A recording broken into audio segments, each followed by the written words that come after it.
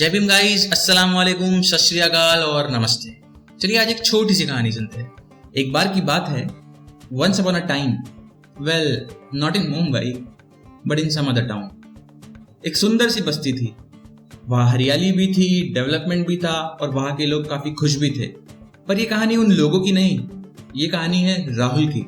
राहुल नाम तो सुना होगा। राहुल भी अपने लाइफ में वैसे तो बहुत खुश है।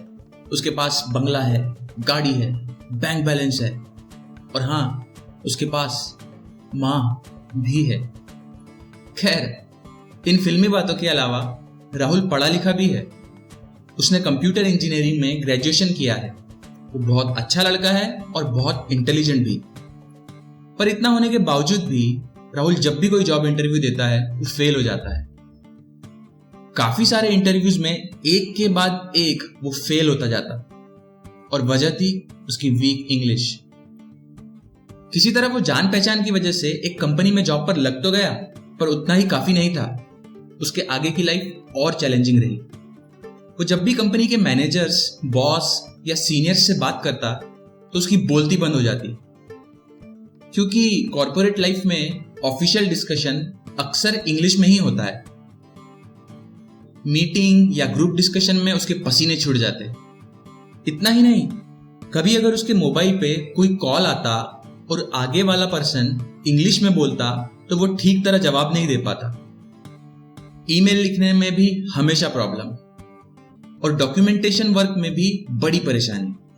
यही नहीं, प्रोजेक्ट रिलेटेड बिजनेस रिक्वायरमेंट पढ़ने में भी उसे बहुत दिक्कत जाती और इसी वजह से प्रोजेक्ट की सही रिक्वायरमेंट वो समझ नहीं पाता और उसे घंटों लग जाते। ये सब कमियों से तंग आकर उसके मैनेजर्स और सीनियर्स उसे हमेशा टोकते रहते और एक दिन ऐसा आ ही गया कि उसके बॉस ने उसे नौकरी से निकाल दिया। अब राहुल पूरी तरह टूट जाता है। वो लाइफ से अपसेट होकर सुसाइड करने चला जाता है। तभी अचानक वहां से भंते जी यानी कि बुद्धिस्ट मंक गुजरते हैं। भंते जी उसे परेशान सा देख पूछते हैं, क्या हुआ? आप यहां अकेले इस तरह उदास क्यों खड़े हो? पहले तो राहुल सोचता है कि ये मेरी प्रॉब्लम समझ नहीं पाएंगे और चुप ही रहता है। भंते जी फिर पूछते हैं और इस बार इंग्लिश में पूछते हैं, you can tell me dear, I could probably help you. तब राहुल सोचता है कि भंते जी वेल एजुकेटेड मालूम होते हैं और इंग्लिश भी जानते हैं, शायद ये मेरी मदद कर पाए। ये सोचकर राहुल उन्हें पूरी बात डिटेल में बताता है। उसकी सारी बात सुनने और समझने के बाद भंते जी उससे कहते हैं कि तुम्हारा दुख वाकई जेन्युइन है और वो बताते हैं कि दुनिया में हर दुख का सॉल्यूशन है। वो उसे बताते हैं कैसे गौतम बुद्ध ने दुख के सॉल्यूशन पर रिसर्च किया और इसके सॉल्यूशन के लिए 4 सत्य यानी कि 4 आर्य सत्य बताए हैं, जो इस प्रकार है। दुख है, दुख का कारण है, दुख का निवारण है, दुख के निवारण का मार्ग है। वैसे तो ये 4 आर्य सत्य लाइफ के सभी दुखों पे ब्रॉडली अप्लाई होते हैं और इनका डिटेल्ड एक्सप्लेनेशन भी है और वो काफी इंटरेस्टिंग और यूजफुल है। पर अभी फिलहाल के लिए आपके प्रॉब्लम को ध्यान में रखते हुए इन्हें शॉर्ट में ही समझते हैं। अब आपने ये तो जान लिया कि आपका दुख क्या है और आप उसका निवारण यानी कि उसका एंड चाहते हो।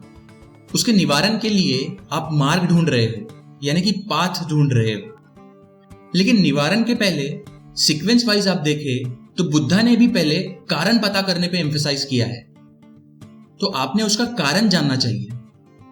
चलिए पहले आपके दुख का कारण जानते हैं। बचपन में आप अपने फैमिली मेंबर्स के साथ अक्सर हिंदी में बात करते थे और आपके दोस्तों के साथ भी। ये चीज आप बड़े होते गए तब भी वैसी ही थी और तब से लेकर अब तक आपने मैक्सिमम बातें हिंदी में सुनी है और हिंदी में बोली है। ये बात सिर्फ आप पर लागू नहीं होती, दुनिया में हर किसी पर यह बात लागू होती है, चाहे वो अमेरिका हो, यूके हो या इंडिया हो। हर जगह के लोग अपनी अपनी मदर टंग में ही बात करते हैं और वो हर चीज जिसमें लैंग्वेज आती है अपनी मदर टंग में ही करते हैं। और यही आपने भी किया। जैसे टीवी आपने हिंदी में देखी, न्यूज़पेपर हिंदी में पढ़ा, आपने मूवीज हिंदी में देखी और यहां तक कि आपने सोचने की प्रोसेस भी हिंदी में ही की, वो भी बार बार रिपीटेडली की है। और वो रेपिटेशन इतना किया है कि आप हिंदी में फ्लुएंट हो गए, और ये सब चीज में आप इंग्लिश से दूर रहे, और वही आपके दुख का असली कारण है, और इसी कारण में आपके दुख का निवारण छिपा है। ये सारी प्रोसेस अब आपको इंग्लिश में करनी होगी, यानी टीवी में इंग्लिश प्रोग्राम्स और इंग्लिश न्यूज देखनी होगी, न्यूज़पेपर इंग्लिश पढ़ना होगा, मूवीज इंग्लिश देखनी होगी, और सोचना भी इंग्लिश में होगा। लेकिन शुरुआती दौर में ये सारी चीजों का इतना रेपिटेशन आप नहीं कर पाएंगे जितना आपने हिंदी के लिए किया। और आपको ये प्रोसेस आसान करने के लिए साथ साथ ग्रामर, वर्ड्स और बेसिक फ्रेजेस यानी कि स्मॉल सेंटेंसेस सीखने होंगे। और अगर आप बेसिक रेगुलर वर्ड्स ऑलरेडी जानते हो, जो कि ज्यादातर इंडियंस जानते हैं, तो आपको खास तौर पे ग्रामर पे ध्यान देना होगा, जो कि सेंटेंसेस बनाने में बहुत हेल्पफुल होते हैं।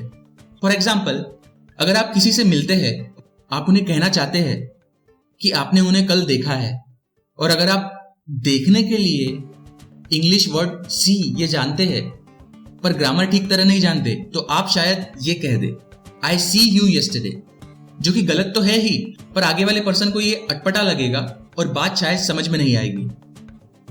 पर अगर आप ग्रामर जानते तो आप अलग अलग सिचुएशन पे वर्ड का इस्तेमाल कैसे बदलता है वो जान पाते और सही तरीके से बोल पाते, क्योंकि ग्रामर के हिसाब से बीते हुए दिन के लिए यानी पास्ट के लिए सी वर्ड का पास्ट वर्ड सॉ लगेगा और सही सेंटेंस होगा आई सॉ यू यस्टरडे। ये तो छोटा सा एग्जाम्पल था, ऐसे काफी सारे एग्जाम्पल्स है जहां हम बेसिकली बोलने, लिखने या समझने में ग्रामर की वजह से ही गलती करते हैं। इसलिए ग्रामर का पढ़ना बहुत इंपॉर्टेंट हो जाता है, खास तौर पे तब जब हम लेट स्टेज में इंग्लिश सीख रहे हो। देखिए ना, मैं हिंदी में बात करते हुए भी इतने इंग्लिश वर्ड्स बोल रहा हूं, और वो वर्ड्स आप समझते हो और ऑलरेडी जानते भी हो। और आप ही की तरह बहुत से लोग काफी इंग्लिश वर्ड्स ऑलरेडी जानते हैं। अगर कुछ नहीं जानते हैं तो वो है सही ग्रामर। राहुल को यह बात बहुत सही और लॉजिकल लगी। उसने भंते जी को धन्यवाद कहा और भंते जी उसे गुड विशेस देकर वहां से चले गए।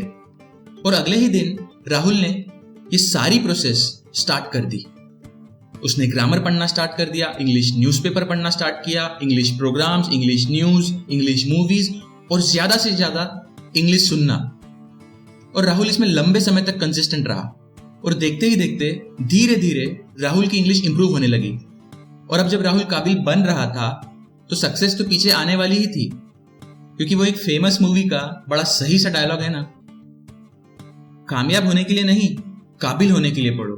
सक्सेस के पीछे मत भागो, एक्सीलेंस का पीछा करो। सक्सेस झक मार के तुम्हारे पीछे आएगी। तो दोस्तों, अगर ये कहानी या इस कहानी में राहुल की सफरिंग आपके सफरिंग से मिलती जुलती है तो घबराइए नहीं। 4 नोबल ट्रुथ्स यानी कि 4 आर्य सत्य के हिसाब से हर सफरिंग का एंड है। और जिस प्रकार लॉर्ड बुद्धा ने सिर्फ ये बताया ही नहीं बल्कि अपनी लाइफ के एंड तक लोगों को एजुकेट किया और ह्यूमैनिटी को सर्व किया, उन्हीं से इंस्पायर होकर मैं राजीव खोबरागड़े आपके लिए लेकर आया हूं Anuchhaya foundation, a free online education hub for Indians, that is भारतीय। So be the part of Anuchaya family and let's educate, agitate, organize.